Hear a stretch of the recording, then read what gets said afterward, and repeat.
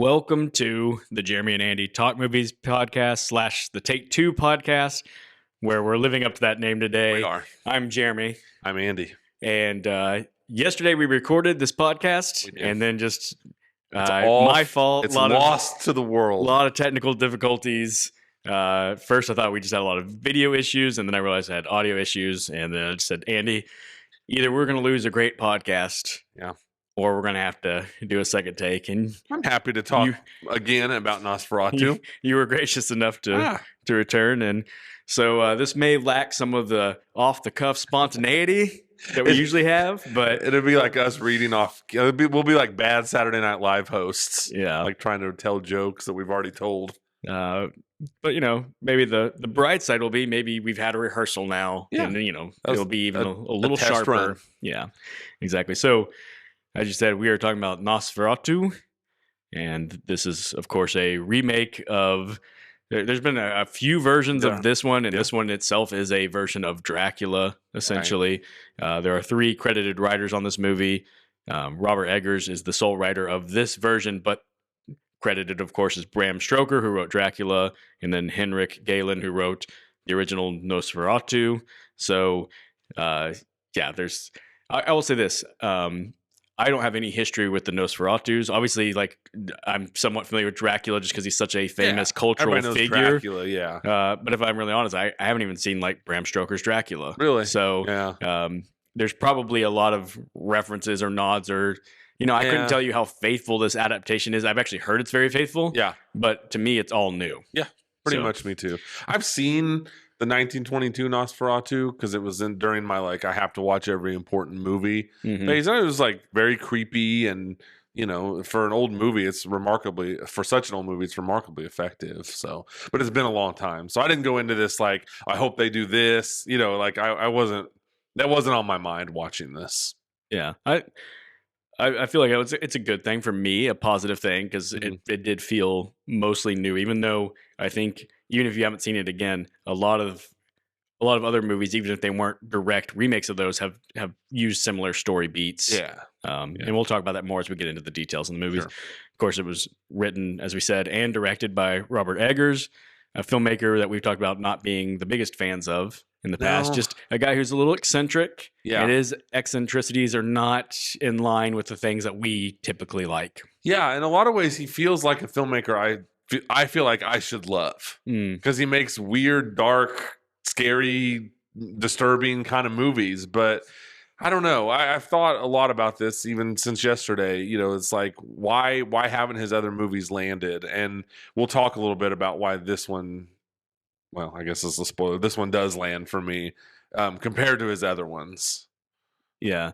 He's one of those filmmakers I feel like it probably isn't his intention, but when you're watching his movies, you almost feel like his intention is just to confound the audience. He's making choices specifically to make the audience go I didn't expect him to do that, and I wanted him to do that, so he's not going to do that. Yeah.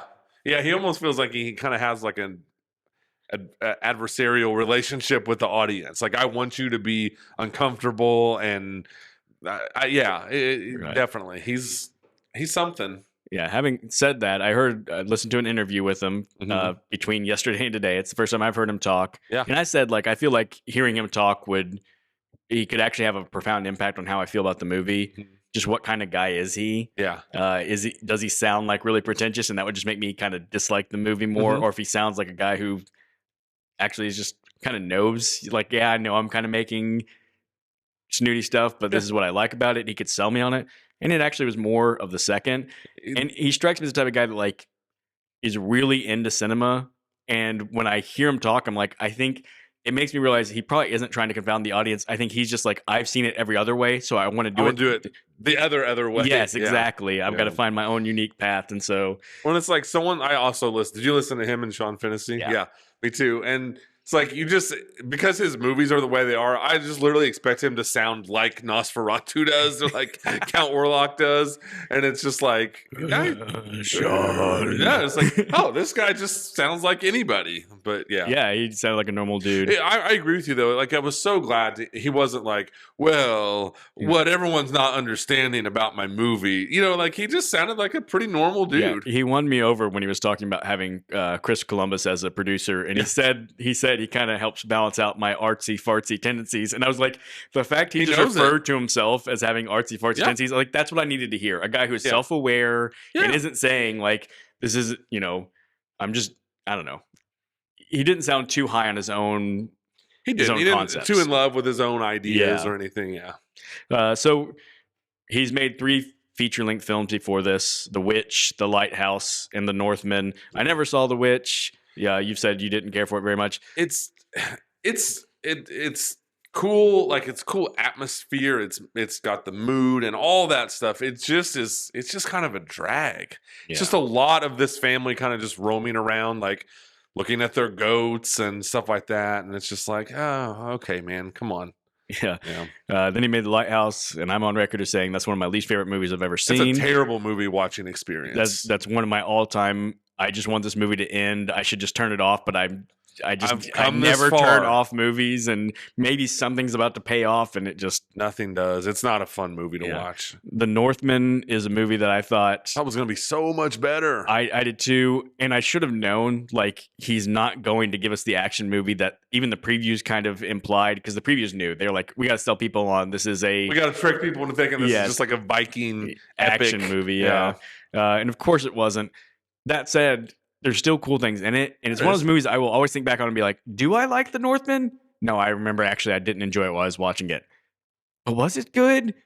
No, I remember hating it when I watched it, so I just go back and forth. I know. I really wanted to watch it again before I saw Nosferatu, and I just didn't get around to it. Yeah. But he does like working with our girl, Anya Taylor-Joy. Yeah. He's done 2 movies with her, and then, spoiler alert, at one point she was supposed to be the Lily Rose Depp character, so. Yeah. I guess I'll read my summary again of this movie. I like your summary. To talk about what this movie is. And so I will read it now. Nosferatu is the atmospheric, dimly lit story of Thomas and Ellen, who are young newlyweds living in the European city of somewhere in 18-something. Thomas is determined to make something of himself to give them a better life, while Ellen is plagued by a spiritual connection to a dark force that haunts her every waking moment that she is apart from Thomas. So Tommy goes off to broker a real estate deal with an old count in a foreign land, which leads Thomas to a very creepy castle and introduction of Count Orlok, who is technically not, but most definitely is Dracula. Orlok gets Thomas to sign some papers in a language he doesn't understand because Thomas just wants to get paid and get out of there. Little does he know it's all part of Count Orlok's plan to steal Ellen from Thomas because he is the one who is spiritually stalking Ellen. Thomas barely escapes with his life, but now things are in motion, and Orlok is coming to their city to make his move on Ellen, who is growing more and more tortured, leading to the introduction of Dr. William Dafoe, who is the one man who has some understanding of what is happening in this plot. As Orlok arrives, he brings with him a plague that makes the whole city go mad, and he approaches Ellen with a deal. Just like, go out with me or I'll keep doing crazy stuff. I'll count to 3 days, giving our antagonist just so much time to figure out how to defeat the evil Count Orlok. Not Dracula. Yeah.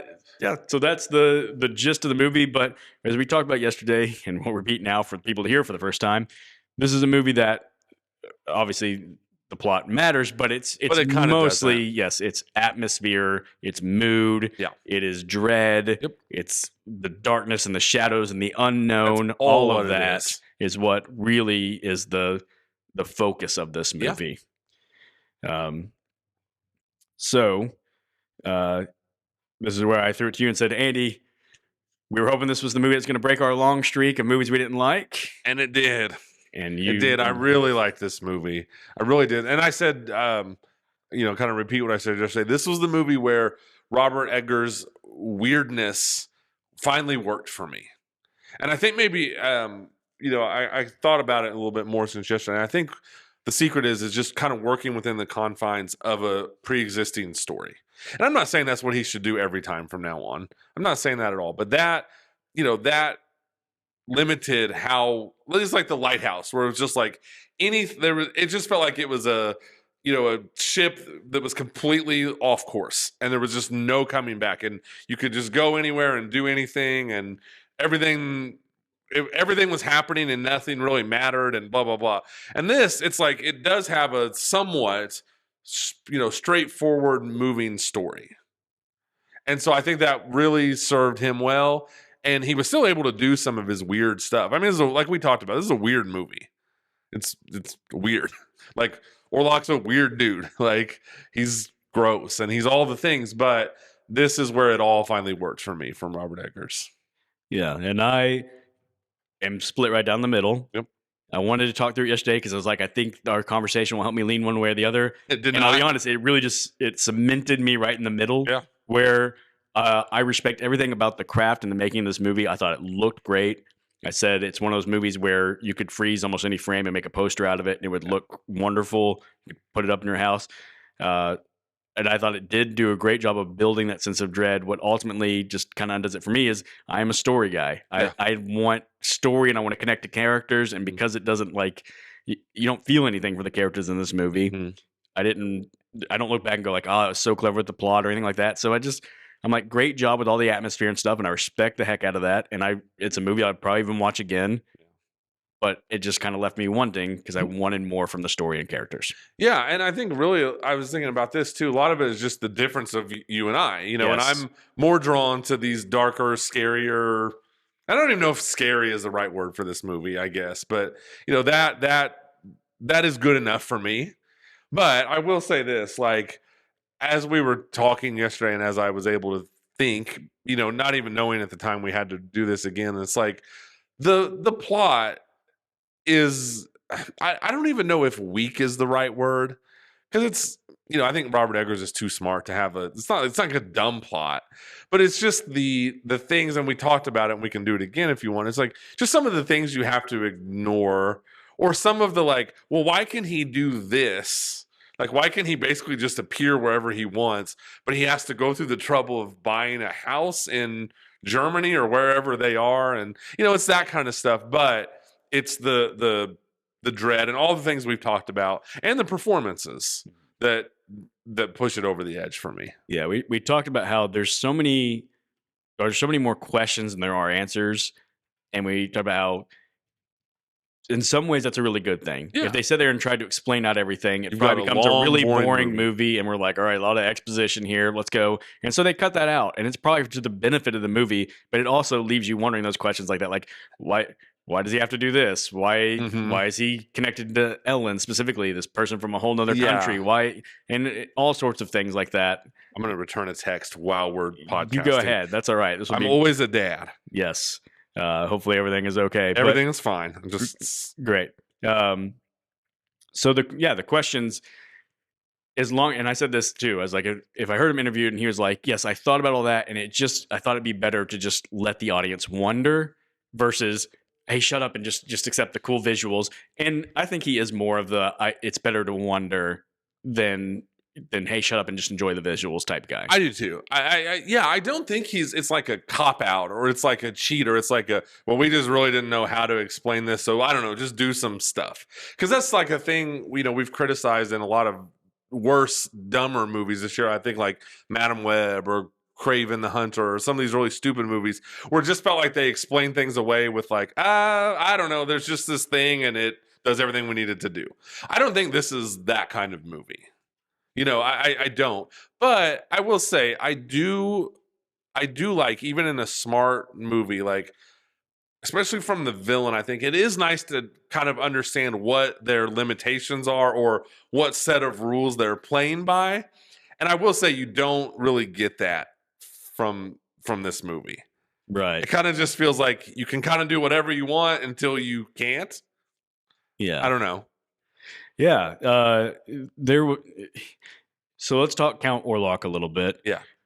He was a great villain in that sense of like, man, menacing presence, but was so shadowy for so much of the movie. Yeah. Like it's really not till the very end of the movie that you even get like a real clear shot of him. Mm-hmm. You know, it's like, and even then it's never like a lingering shot. You progressively get like slightly more and more of his face, and then slightly more and more, I don't know, but yeah, it's, and not, again, that's a not knowing is always scarier than knowing. Yeah. Like this creature you can't really see, it's just scarier in your head than the one you see enough of him to know that he's scary. Right. Yeah, that's effective. It is very effective. But we talked about this yesterday, so I'll repeat it again. And this is, sorry if it's a little spoilery. Let's go ahead and just throw out that spoiler warning. We're going to start getting into plot stuff here that is spoilery. Yeah. But we said there's not a lot of action. There's not some big physical altercation that comes up at the end. Nope. And so for that reason, you're talking about the limitations of them. So I think somebody even says in the movie, like, do we know a stake will actually kill this guy? Well, we don't know, because nobody attempts to stake him. Nobody attempts to garlic him. Nobody attempts to holy water him. No. Like, there's really nobody who attempts to like fight him until the final thing happens that defeats him. Yeah. And so you're kind of like, I mean, I don't know. It just surprised me looking back on that. Like, he really felt like unbeatable the whole movie, but I don't know why I felt that way, because nobody tried to beat him. No, you're right. Exactly. So it's a strange movie. There's also, we mentioned, very little like vampiring in the traditional sense that we think of. Right. Like first off, they don't bite necks in this movie. They bite people right in the chest. And I think that was a cool detail. There's certain details that I think are cool details. So Robert Eggers is really known. You had mentioned this. I didn't know this, for his historical like accuracy, like, to an extreme. It sounds like, almost in these worlds that are fictitious. He's like, I want everything to be as real as possible so that you'll accept the unreal parts. And I'm like, I respect it. I respect the heck out of that. Yeah. That said, there are times when it really works and times when it doesn't. I think like the idea that, hey, in the original folklore, that's where they did bite, and vampires did. It wasn't until later that somebody said a neck would be like a more, I don't know, like appealing way to like depict it, more cinematic maybe, or something. It was based on like the idea, like people when they wake up feeling like something's weighting on their chest, that was the idea somebody had been in that's where your heart is. So all that makes sense. I'm like, so I'm on board with that one. But then there's things like they're going to use metal stakes rather than wooden stakes because that's more true to the time. And I'm like, that's probably true, but like, because of our misunderstanding, like it's going to take us out of it a little bit. And so that one I'm mixed on. I'm like, maybe it's okay to go metal, maybe it's not. Well, it's just one of those things where it's like, dude, nobody else cares as much as you do. Like, I hate to say that, but it's like, yeah. And then because we don't know all this stuff about the historical time periods that he does, it does take you out of it a little bit. You actually think it's wrong at first, and then you've got to research and be like, oh, I guess so. It is right. So now I think it's cool. I guess. I know it's weird. And then it's weird. The big one, I'm kind of jumping the gun on this one, and we had a great conversation about this last time, so hopefully I'll have a great one again, is Orlok's wonderful, thick, full mustache. The tragedy of the times is that is lost, that conversation. Yes. Because we just really went on about that glorious bushy mustache. And I said the word mustachioed vampire like 9 times. And it led to us deciding to form a band called the Mustachioed Vampires. Fun times were had. Fun times were had, people. I'm sorry you weren't there. So we're gonna try to have this conversation, and it's never gonna be as good as the first one. No, it's just gonna. Yeah, Eggers decided he should have a mustache because he's like, find me a count from that time period in that region of the world who didn't have a mustache. Apparently, like having a well-manicured facial hair was like a sign of your stature and your wealth. Yeah. And I'm like, okay, again, that makes sense. But also, it's this big bushy mustache on a vampire. And you're just like, he's got this very decrepit face. Like nothing about his body looks normal. And so these questions like, so he's basically bald up here except for some patchy hair. I'm like, so this is the one place he can really grow hair. Can he not grow it anywhere else? Or is he shaving? We had that conversation. Like, and then we talked about how funny the visual is of him kind of in the mirror. And his skin's already like so scabby and stuff. Like, is he cutting himself shaving? It's just so weird to think about. I'm like, it was a choice. I can't stop thinking about that. And then the last part of it is it's just got to be really impractical for somebody who has to bite a chest plate to suck blood to have this big bushy mustache in your way. It just seems impractical. A lot of blood probably stuck in the mustache. That thing has to smell. That has to be one mustache reeks, I guarantee it. You know what though? I like it. Yeah, because it's like maybe I don't know what his intention was, but it's like, okay, if that is the thing, like someone of his stature would have had one. Then it works both ways because it's also like it just adds to the overall creepiness of the character because it's just kind of off-putting to see this big mustache. And so I think it's just kind of like probably appeases to Robert Eggers because it maybe would be historically accurate. And then I just think it works as like, oh, this is just another layer of uncomfortableness around this character. Yeah, I mean, I guess it would suck if you were simultaneously having the blood from your chest sucked out while being tickled by a mustache. This disgusting mustache that, there's fleas and all kinds of stuff in that thing. Oh, man. That's super gross. Do you think you could pull off a Count Orlok style mustache? I don't think I have it in Not me. even a little bit. No, No, I don't think so. no. So let's talk a little bit about this cast. Very good cast, but Very good cast. Starting with Lily Rose Depp, who plays our kind of main character. We talked about how this is a movie that shifts sort of main characters. Yeah. It really follows her husband Thomas, played For by the first Nicholas half of Hoult, the for the movie. first half of the movie, and then it really shifts back to her. Yeah. But she is kind of the main. She's the person in central movie. character, but it's like I said, there's some shifting for sure. Yeah, so she plays Ellen. She was known mostly for The Idol, which was a show from last year. We talked about this big kind of disaster. Yeah, because it was just really got like made over fun the of top. a lot. And It was it just didn't land. She's been in other things. I had not seen her in anything. She's also again famous for being the daughter of Johnny Depp. She is a very interesting looking actress. Yeah. She, to me, this is going to sound mean, and I don't mean it to sound offensive. She's a very beautiful young lady. She looks like an alien. Like her face just looks like an alien face. Yeah.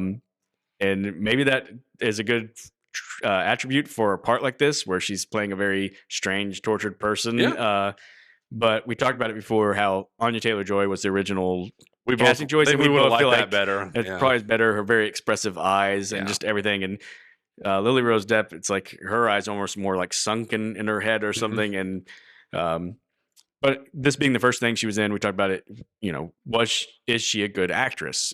What is our first impression? And we talked about you felt pretty solid that she did a good job. I do. I do. And I said I don't want to make it sound like I'm sure she didn't. It's just such a weird part. It's a weird part. I couldn't tell. Yeah. There were times where I was going like, the one thing is for sure, she's game. She goes for it. Oh yeah, she's not holding back. She does all the weird things. And so there's a lot of, like you're saying, she's in these like trances and she's like rhythmically like writhing and moaning and saying weird things. Her eyes are rolled back in her head. So you're like, I mean, that's what the part's supposed to do. But also sometimes it's like, it's just very odd. It is. And but I'm going to remake the point I made yesterday. I think, I don't know, like it's hard when you're sitting there just like writhing around and your eyes are rolled back in your head and your tongue's out and stuff. It's hard to be like, that is great acting.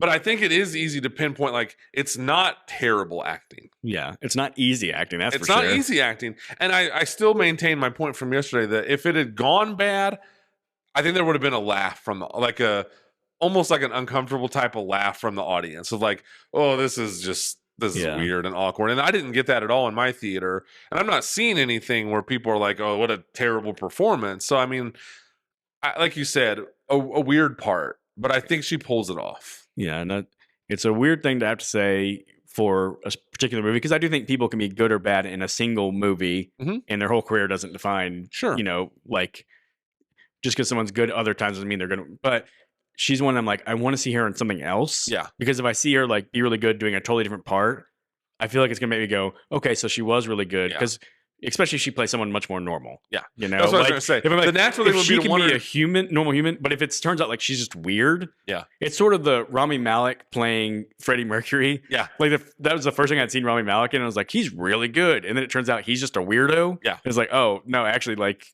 and it's kind of just a performance because that's just how weird Rami Malek is. Yeah. He wouldn't have to act weird. You're right. The natural thing would be to want to see her play just a very normal part.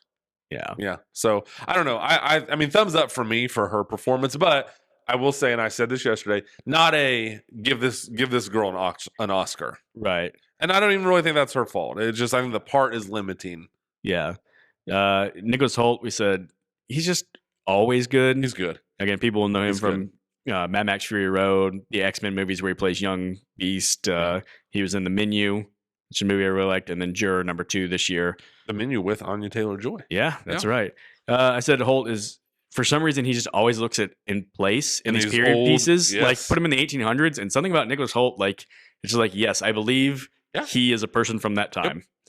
But we also said he's the one who gets to do the most variant things in this movie, because remember the movie, it's I'm young, in-love husband who wants to make a better life for myself. Prove myself. And then I'm alone with Count Warlock and I'm terrified and I'm like, I don't know if I'm losing my mind and all of that. And then he's like barely surviving. And then I've got to take care of my wife and I've got to at least try to be heroic, even though I don't know what I'm doing and I'm over my head. Like, all those are different notes he's getting to play, and he does them all very well. And I was thinking about this since yesterday. Like, he probably spends the most time of anyone in this movie with Count Warlock. Yeah. Probably. I mean, it's between him and Lily Rose Depp, but it's like he has to. He is the first character in the movie to spend any time with Count Orlok, so he has to help us as like he has to sell that to the audience a little bit, and like we know as the audience like this is the guy to be feared and everything, but he has to help project that off of the screen, and he does a really good job. And I was thinking about this. I didn't say this yesterday, but he also has to. When Lily Rose Depp is in these trances and she's doing all these things, there are times when he has to play off of that. And I'm thinking like that wouldn't be easy to do either. How you're reacting to her, like with her eyes rolled back in her head and twitching and all these things, it's like, well, do you just kind of stand there like a lifeless lump? Do you know what I mean? Like he doesn't have anything easy to do in this movie, and he does it all well, like you said. Yeah. Bill Skarsgård played Count Orlok. Of course, people know him as Pennywise from the It movies. He was in John Wick 4. And then this year, he was in Boy Kills World and The Crow. So he desperately needed a bad year. He needed a good movie to round out his year. And then this is another one where we didn't necessarily disagree, but we just had different kind of approaches to how we thought about this part. So you want to give your take on? I mean, I have my own take, but yet I also kind of agree with your take. And I'll just say, like, I thought he did a really good job because it's not easy. Even though you're behind all those prosthetics and all that makeup, you still have to bring that character to life in some way. And I just felt like, which I know I'll go ahead and spoil your point, is that it didn't need to be Bill Skarsgård. Mm-hmm. I just felt like, though, well, that's who we got. And so he did a lot with it and did it well. Yeah.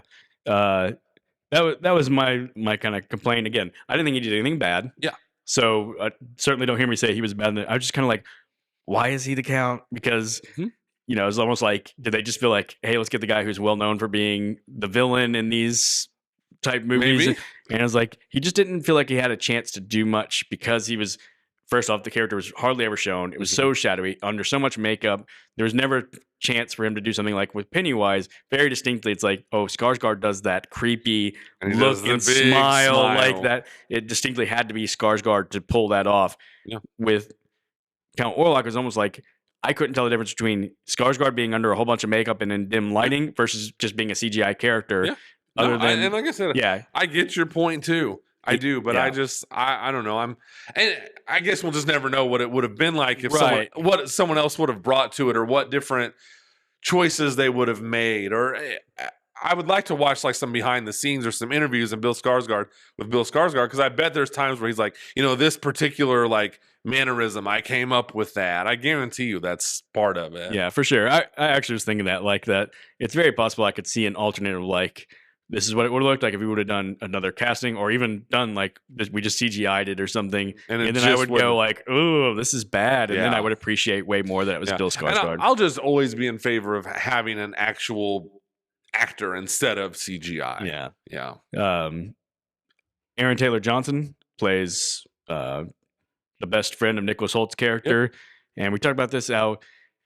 To me, I spent so much of the movie expecting this character to be something different than what he was, and it turns out he's just like he actually is a good friend character. I think dad, we're so conditioned that like when somebody's introduced and they're a friend, but they're the rich friend, that he's gonna at some point he's gonna show like he's really shallow and pretentious, and he's not actually a good friend. Or he's gonna be a coward and run away and something like that. No, he's pretty straightforward character. Yeah, he's mostly a good friend, but he's also not. I mean, he's a believable character. Yeah. As you said, he eventually does have his breaking point where he's like, Ellen's been staying with him. He's been providing care, but at a certain point, he's like, you just got to get out because it's like but he does it in a way that's protective of his family. It's not even like I'm annoyed by you. He's kind of like, I got to think about my wife and kids. Yeah.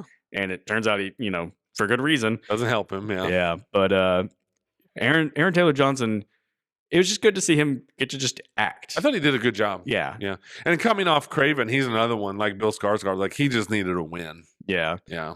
Emma Corrin plays his wife in the movie. We talked about how it was neat to see her because she was so good in Deadpool and Wolverine.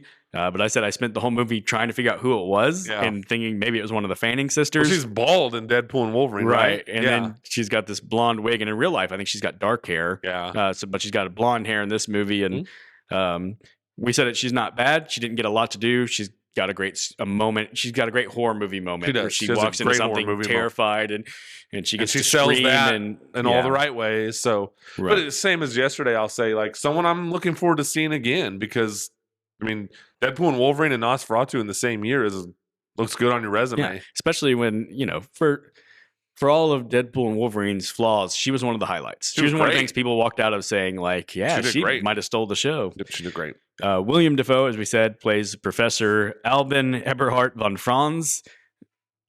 What else would you want Willem Dafoe's name to be in a movie? Willem Dafoe is known for a million movies, but this year alone, he was in Kinds of Kindness, Beetlejuice, and Saturday Night. We said it. He's one of those guys who's always good, but almost always like third or fourth billing.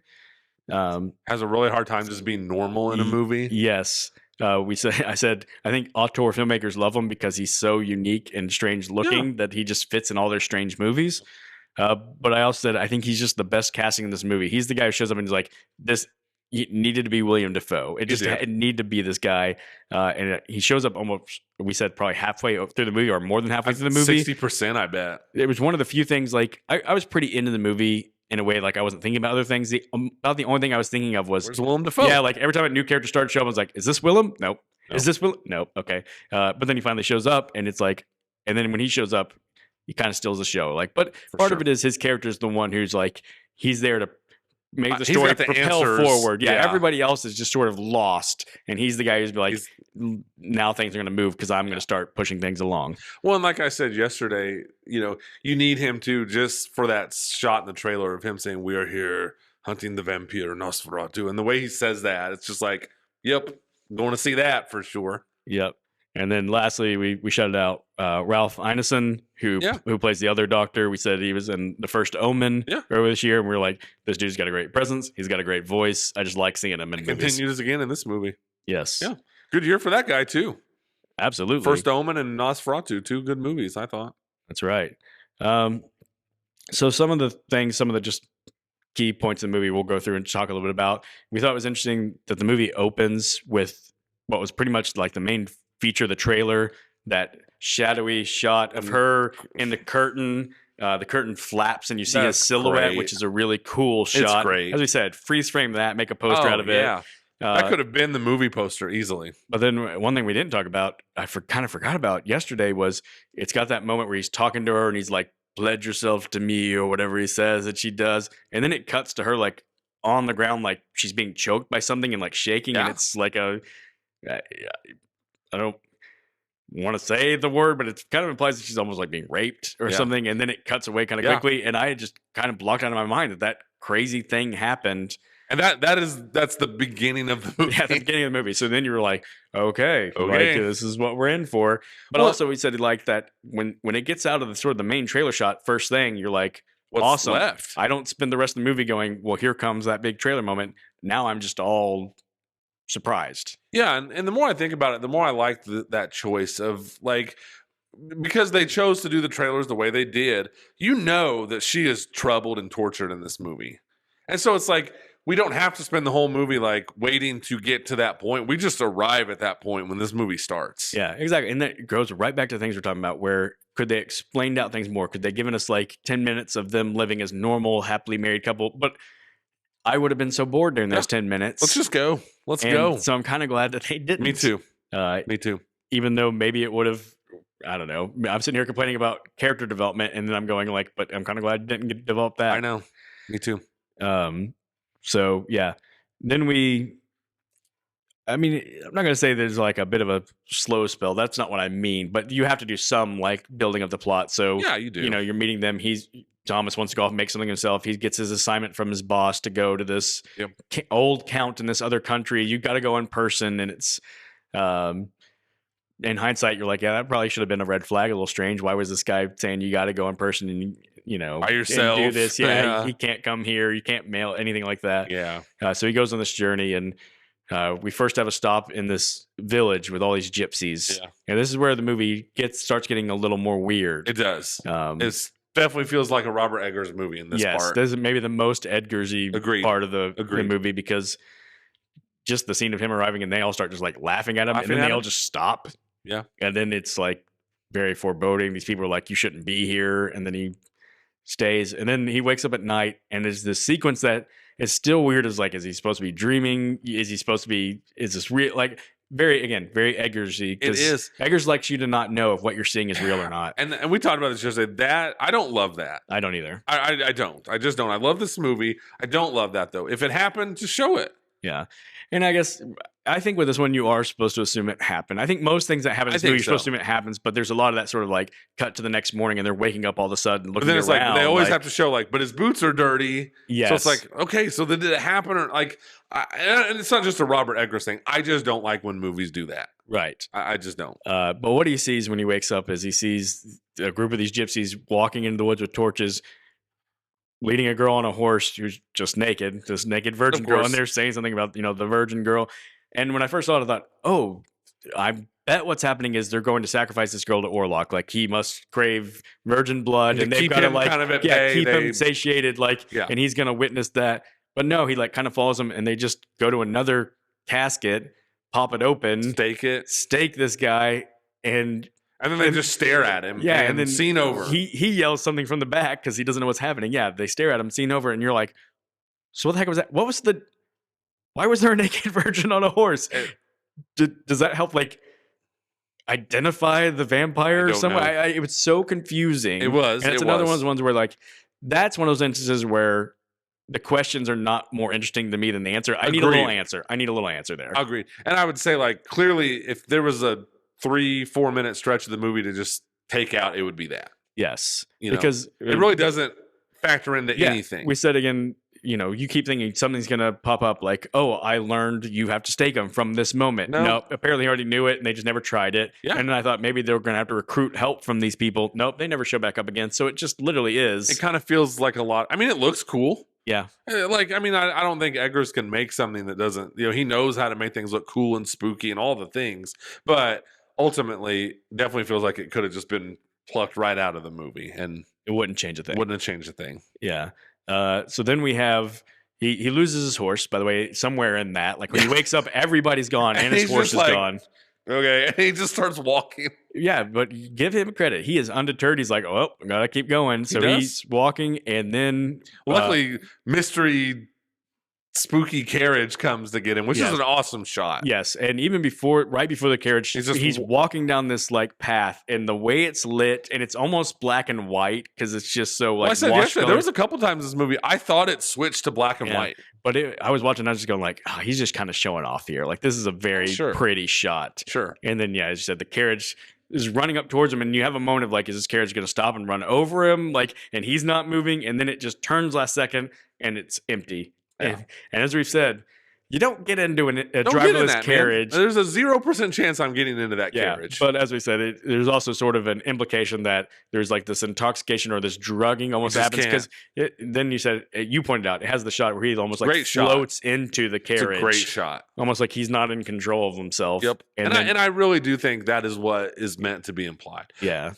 Which takes him to Orlok, and then we meet Orlok, but we don't really. I mean, again, he's so like shrouded in mystery. He's just kind of never really facing the camera. And one thing we do know is he's described to Thomas earlier. It's very old. The guy who sends him is basically like he's not going to live very long, and so like we're not surprised that he's very like breathy and Thomas, yes, breathy, and takes a long time to say things, but it's very creepy. Everything in this movie just adds to the atmosphere. Yes, nothing detracts from the creepy atmosphere. Yeah, and I'll say this, like you said yesterday, another red flag is when a guy has claws, just leave.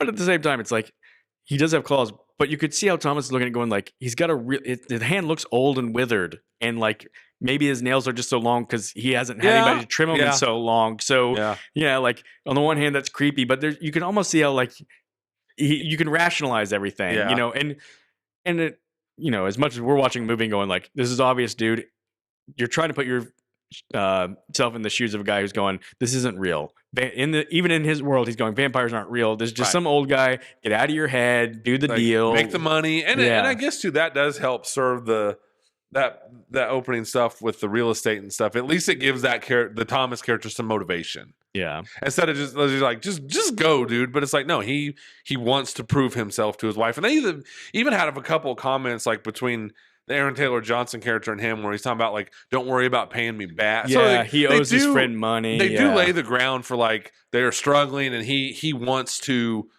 be the provider and stuff like that. So I guess maybe we could give that a little bit of a pass. But I mean, yeah. But there's a lot of red flags there. The one red flag you definitely should not give a pass to is don't sign the contract that the guy just randomly writes in an old foreign language you can't understand. Have someone comb over. You got to go like, look, man, I'm sorry. Like, yeah, I know you probably wanted in this, but I'm gonna need. Yeah, I'm gonna need to clarify a few things here. I should not sign something I don't understand at all and just assume you put everything that we think we're agreeing on in this.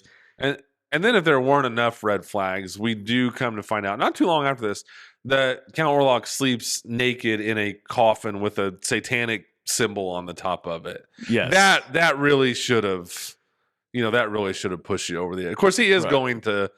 Does he try to stake him in that point? Because I think, because he grabs it. It wasn't a stake, but he grabs something sharp and metal that he's going to try to stab him with. And I think even before that, we have another one of those sequences where when he wakes up and he's like kind of looking around and everything just seems like deserted, he has bite marks on his chest before that. So there's another red flag. When you wake up and your host has bitten your chest, something has been biting you. Like, let's just get out of there. Let's just go. I'll make money some other way. I'll get a job at the local McDonald's or something. Yes. So it's this point in the movie that he escapes, but Orlok is like, for whatever reason, Orlok's got the house, so now he has permission. We talked about it. There seems to be some vampire rules that aren't addressed. He has to own property, I guess, to go to this place. Maybe they're not overall vampire rules. Maybe Orlok just lives by a very specific code. And he's like, you know what? When I take over someone's consciousness and soul, I do at least like to live in the same town as they do. That's right. Maybe he's just courteous like that. Yeah, he's an old romantic, He is. He's just an old soul and does things the old-fashioned way. Yeah. So that's like that first hour that we talked about, where it's really a lot focused on Thomas. Yeah. Probably the first hour, I would say, wouldn't you? 45 minutes, probably. Yeah. Yeah. So then Ellen's been staying with Aaron Taylor Johnson and Emma Core and their family, and it seems to be that two things seem to be simultaneously true. Apparently, it's kind of implied that when she's with Thomas, she's much better and much more normal. Yeah. But when the further he goes away, the worse she gets. But also, the closer Orlok gets, the worse she gets. So as Orlok's making his way to her, and Thomas hasn't made his way back, she's getting really bad with these spells and like these sort of hypnotic states and these night terrors and all of that. And so the doctor that's treating her, he's got some really advanced methods that he's trying out. None of them are working, like tying her down and putting ether on her face, with a rag. Give her more ether. And then they're literally like shove the rag in her face. Yes. But none of that seems to be helping. So finally he seeks out the help of William Dafoe, who is this basically like really accomplished doctor who's become a social outcast because he does investigate the occult and believe some of these things, but he's the right man for this job because he's the only one who has any idea what's going on and any idea. Yes. So he comes in and starts trying to help her, and the first thing he does to help her is, crazily enough, say stop tying her down and giving her ether. Yeah. Untie this child. Yes. And they're all kind of like, but if we do, she's going to be just a real pain, you know? Like I don't care. Untie her. Yeah. Exactly. And so he starts investigating it. He seems to figure out pretty quickly, like that they're dealing with a Nosferatu, which, as I said, I had to learn through Googling, basically just means vampire. It's just a cooler word for it. It is a cool word. The name Nosferatu is way cooler than just calling this movie vampire. It is. It's way cooler. But in their investigation, he discovers a book. I don't even remember, where does this book even come from? So Orlok has that guy who's his henchman. Yeah. And this guy just goes he was the boss of Thomas, but then he just goes raving mad he gets treated by the doctor or seen by the doctor, but then escapes. Yeah. But they know like he's got some sort of crazy connection. So they go look in his office, and it's in his office that they find the book. with the satanic symbols on it. That is a very convenient book. Yes, I will say. And the book not only lays out, some suggestions of how the beast might die. It basically just prophesies like this is exactly what's going to happen. We get drawings. With drawings, yeah. Drawings that end up being remarkably accurate. Crazy accurate. But basically what it implies is that Lily Rose Depp, the only way that Orlok's going to be defeated is she has to sacrifice herself. Yeah. Thomas makes his way back. Orlok has already arrived. He gives her that 3-day countdown. Like, I need you to, and again, going back to the rules. That's kind of cool. Yeah. Orlok has to have her consent, which is, again, kind of an interesting thing to me because, again, using the word I hate to use, but so often I think vampirism is kind of a metaphor for rape, right? For like sexual aggression without consent. You know, just basically kill someone with that sucking of their blood. So the idea that she has to consent, it seems like weirdly anti-vampire-y, but like it's interesting. It makes for an interest, yeah. So and it gives, I think it gives that final act some much needed like stakes, I guess. Like, okay, we've got this 3 days, and it's kind of cool him telling her like, not like I'm saying obviously, but it's like, do this or for the next 3 nights, people you love are gonna die. Exactly, yeah. It's not a random like, and now I've given you this thing and I will disappear so more movie can happen. He's like, I'm going to show up. Like, I'll give you 3 days that I'm going to blackmail you and I'm going to show you consequences. And does he ever? Yes. And so he starts torturing the friends that she's staying with.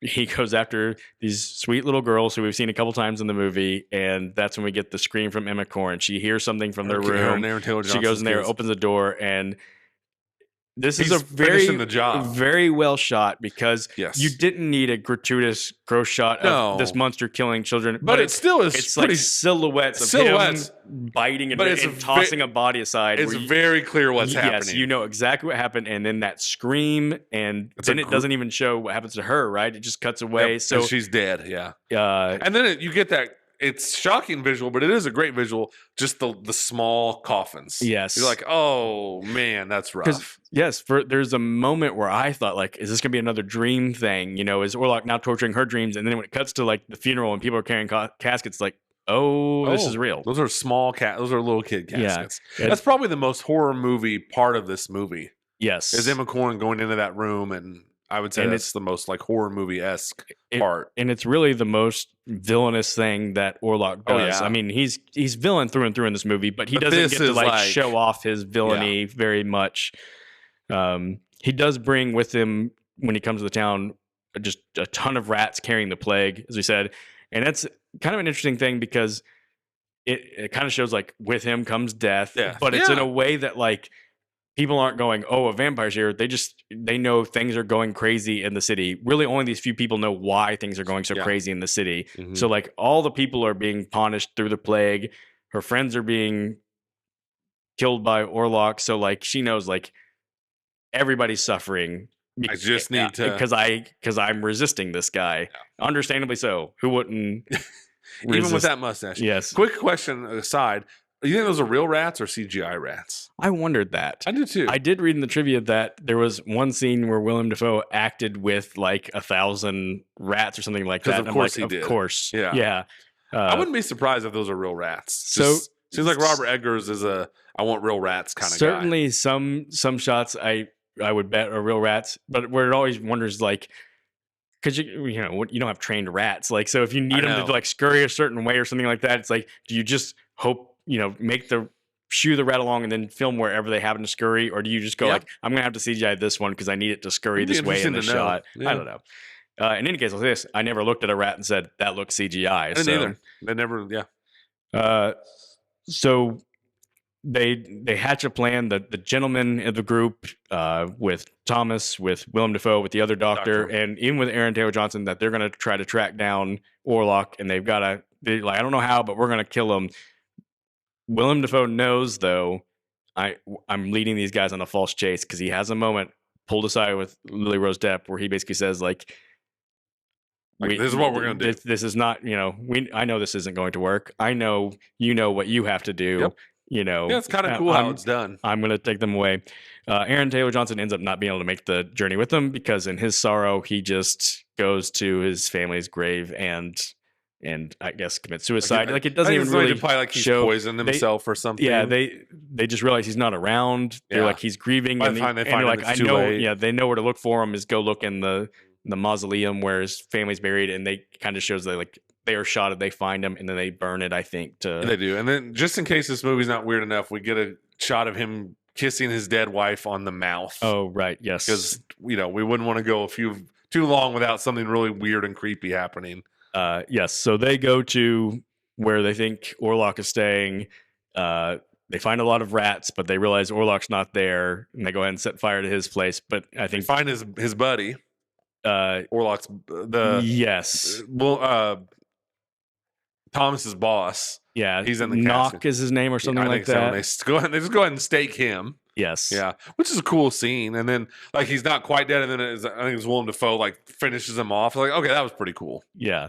And I think Thomas realizes, well, if Orlok's not here, I've got to get back to Ellen. And he takes off running. And Dafoe, it's too late. I can't remember what he says, but essentially is like, sorry, this is what had to happen. And that's when we see Ellen is like, all right, Orlok, who can randomly show up in my window, like, I will allow you to have me now. I accept. And this is where I said, this is where we learned, like, for all his intimidation, for all his villainy, for all his like, this is the unstoppable beast. It turns out he's just a really horny old man who, when he finally is like, oh, I get to have her, he so forgets himself that he forgets, like, I've got a schedule to keep. I got to get out of here before the sun comes up. Sunlight is my main enemy. And so he's in there just doing his suckling thing away at the breastplate. Yes. And then the sun comes up, and then he's like, wait, what? I'm dead. And she's just alive enough to be like, gotcha. And they die together. They die together in that very awkward position where he's just like on top of her, and basically, yeah. And they basically like, are just stuck, frozen in that way. Which is really like our final, I think it is the final shot of the movie, isn't it? Is the two of them just like an overhead of them just laying there, kind of somewhat intertwined together. Yes. Yeah. So it's like, to say the least, this is not like the conventional movie ending.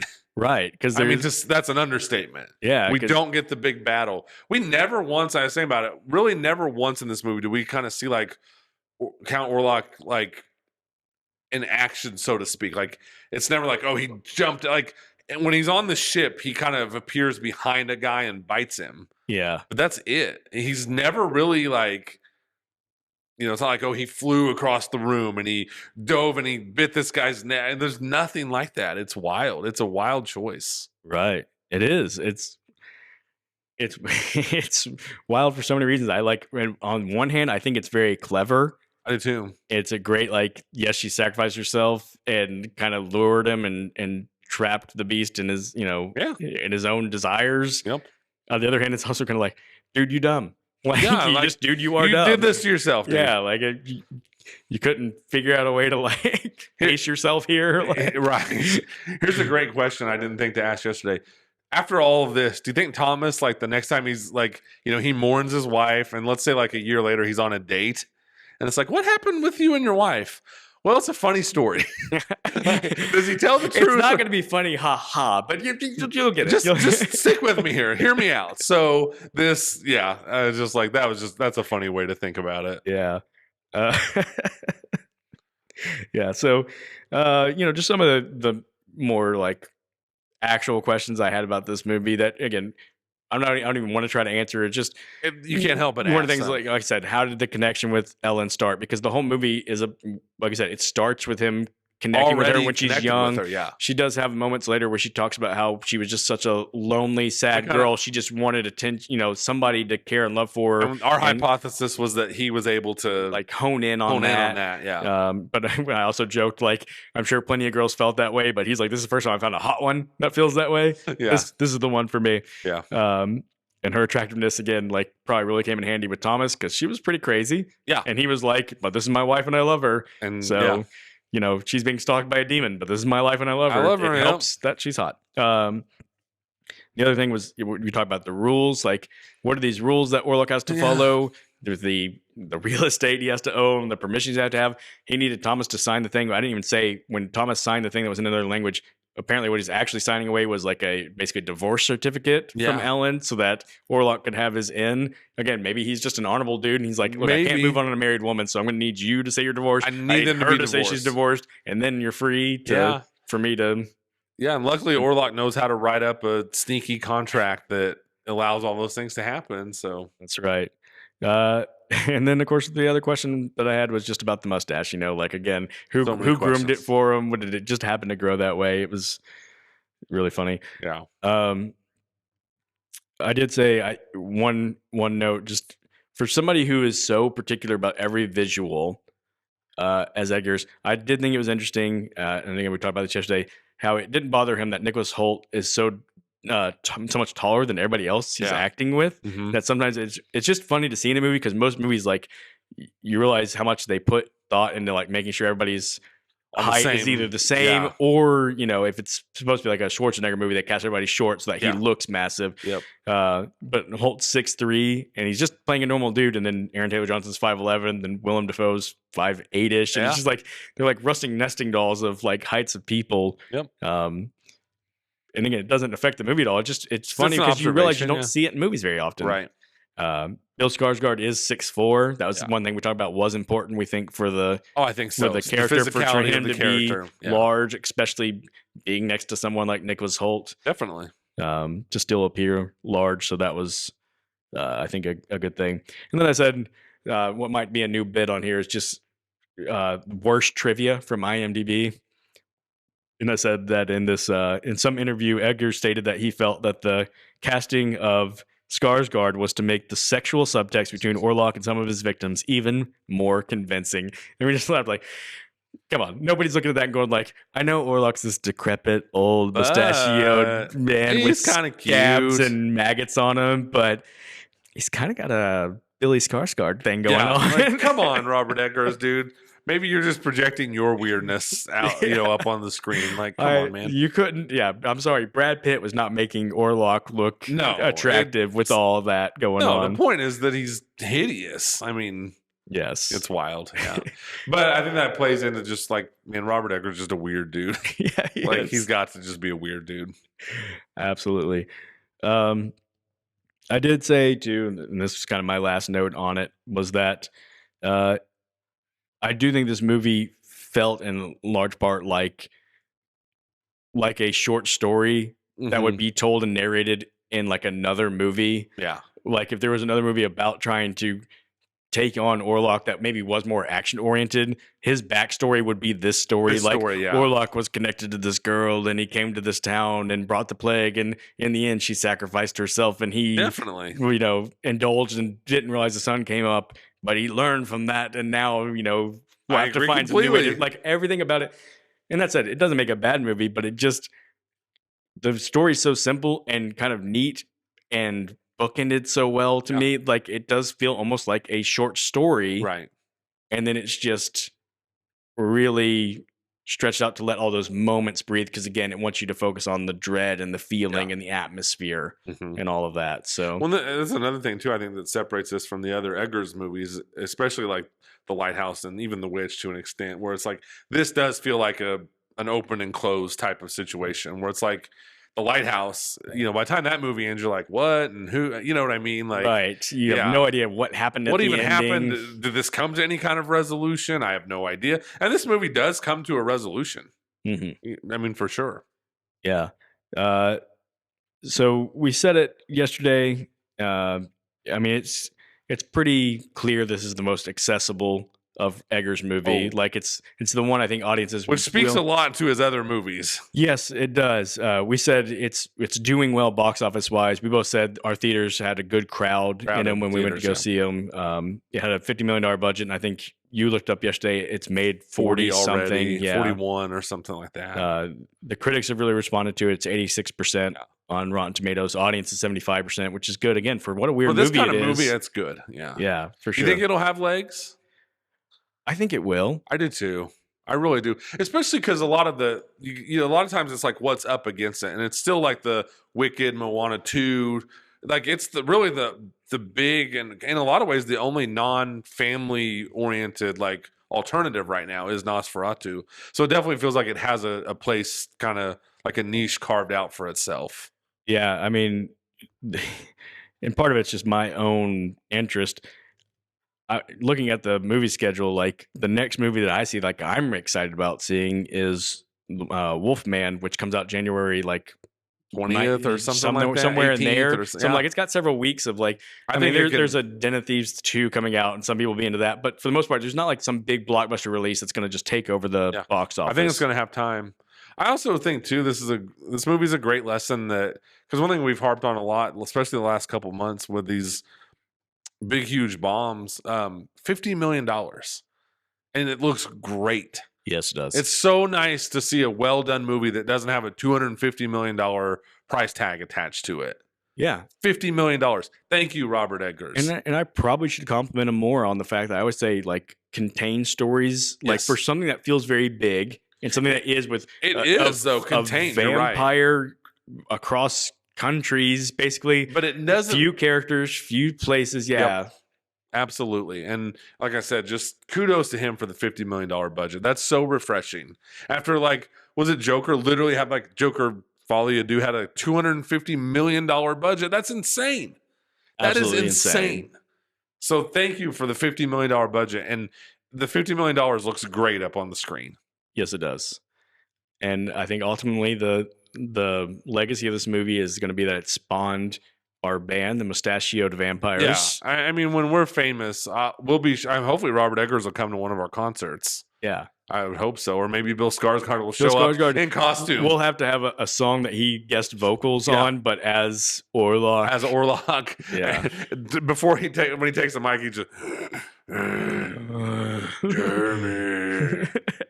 Yeah. This will be forever known as the jumping off point for the Mustachioed Vampires. Absolutely. Yeah. I can't wait. What a ride it's going to be. Yes. We'll be back here very soon, in just a day or two as the year wraps up. We want to, with some punctuality, give our best of 2024 list and just kind of look back at the year in movies. Are we going to give our worst also? We're going to give our worst. And also, just for funsies, we're going to give our 5 most mid movies. Like, what were the movies that just right there in the middle that just existed? That just, exactly. And that's the way I took it, is like movies that they're not bad. They're not good. They're just right in the middle. Probably never watch them again. Yeah. Yes. So that'll be fun. Just talking. This was the first full year of our pod, so this was like the most committed movie year I've ever had. So like, I'm really looking forward to recapping that in the next couple of days. I can't wait. I love how much you love lists. Huge fan of lists. You take your list seriously, so in turn I take my list seriously. I made a list of my favorite things, and list was number one. It was number one. Yeah, okay, so mine was mustaches. Count Orlok's mustache specifically. Mustachioed Vampires. Yes. And I want to say too something we said yesterday. Go see this movie, because it is a movie I would love to hear more people's opinions on. Absolutely. And it's a good theater movie. It's a great theater movie. I'm kind of tempted to go back and watch it on the IMAX screen.